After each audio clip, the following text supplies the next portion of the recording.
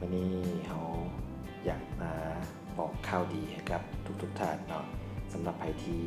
มีความต้องการอยากสร้างรายได้เพิ่มเนาะหลังจากเลิกเวียกเลิกงานหรือเป็นอาชีพเสริมได้ซึ่งใช้เวลาบ่ดน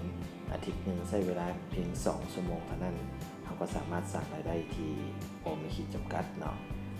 ซึ่งว่าบริษัทเราว่าบริษัทหวยมือถือจำหน่ายผลิตภัณฑ์เลข2 ตัว 3 ตัวของรัฐบาลแล้วก็มีผลิตภัณฑ์เลขตำราฝัน3/40รูปแบบใหม่ซึ่งจ่ายรางวัลสูงกว่าเก่าเนาะมูลค่าจ่ายรางวัลก็ถึง6 ล้านกีบหวยตำราฝันนี่ก็จะเป็นเลขตำราฝัน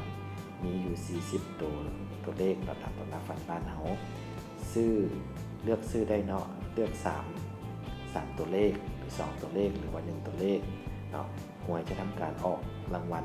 3ตัวซัดหลังจากนั้นถ้าเฮาซื้อ3ตัวถึงหมด3ตัวสลับหน้าสลับหลังได้ 1,000 กีบก็จะได้6 ล้านกีบถ้าซื้อ2น้ำซัดถึง2 ใน 3ก็สามารถทำเงินรางวัลได้เสมอกัน 1,000 กีบก็จะได้อยู่ 160,000 กีบถ้าเฮาซื้อเลขซัดตัวเดียวหรือว่าเลข1น้ำซัดเนาะถึง1 ใน 3ที่ออกมาก็สามารถได้รางวัล 1,000 กีบได้ 8,000 เนาะถ้าเทียบกับแบบเก่าถือว่าตัวรูปแบบใหม่จะรางวัลสูงกว่าถือว่าเป็นผลิตภัณฑ์ที่สามารถคิดว่าเป็นสามารถขายได้ดีเนาะวันนี้รูปแบบการให้ผลประโยชน์สำหรับผู้ขายเนาะทางเขาก็ได้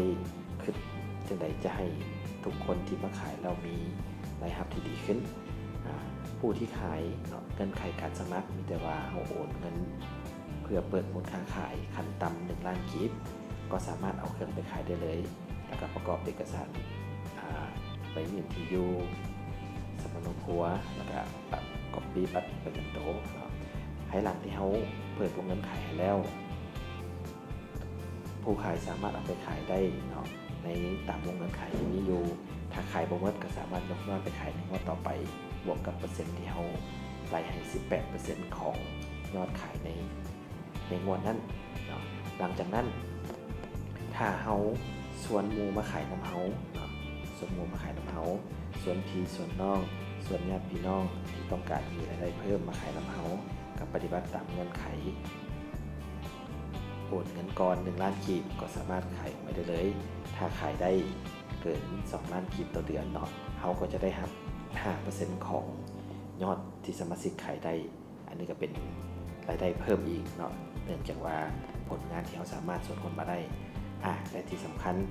คนที่เขาส่วนมานี่สามารถขยายต่อเนาะสามารถไปส่วนต่อได้อีกแล้วเฮ็ดตำแหน่งเฮ็ด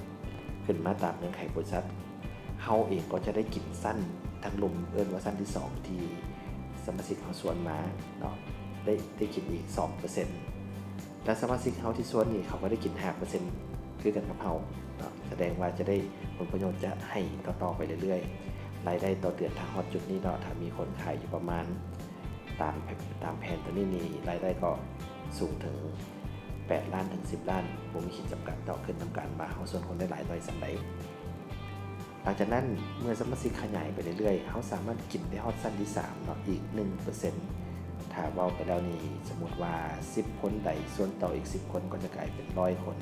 100 คนส่วนต่ออีกคนละ10 คนก็จะกลายเป็น 1,000 คนอันนี้เป็นตัวเลขสมมุติว่าสั้นติดโตมีอยู่50 คนคูณ